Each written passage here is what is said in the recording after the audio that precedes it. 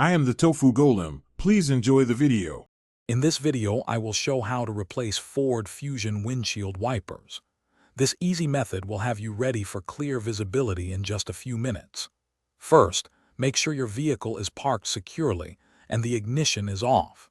You'll need your new wiper blades, which are typically between 26 and 19 inches for the driver and passenger sides respectively, and a soft cloth. Let's get started with the simple steps. Now, let's remove those old, worn-out wiper blades. Carefully lift the wiper arm away from the windshield until it stands upright and locks into place. Be gentle to avoid scratching your glass. Next, find the small release tab or button where the blade connects to the arm.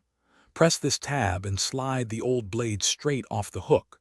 Repeat this process for both the driver's and passenger's side wipers. With the old blades removed, installing the new ones is a breeze. Take your new wiper blade and align its connector with the hook on the wiper arm.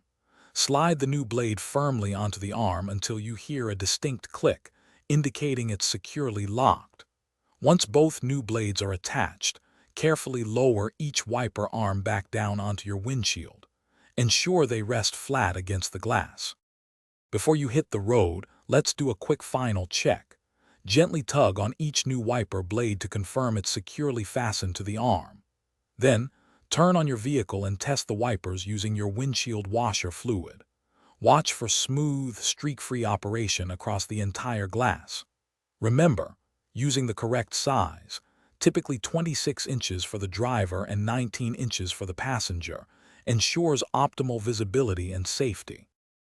Thanks for watching. Consider subscribing if we helped you today.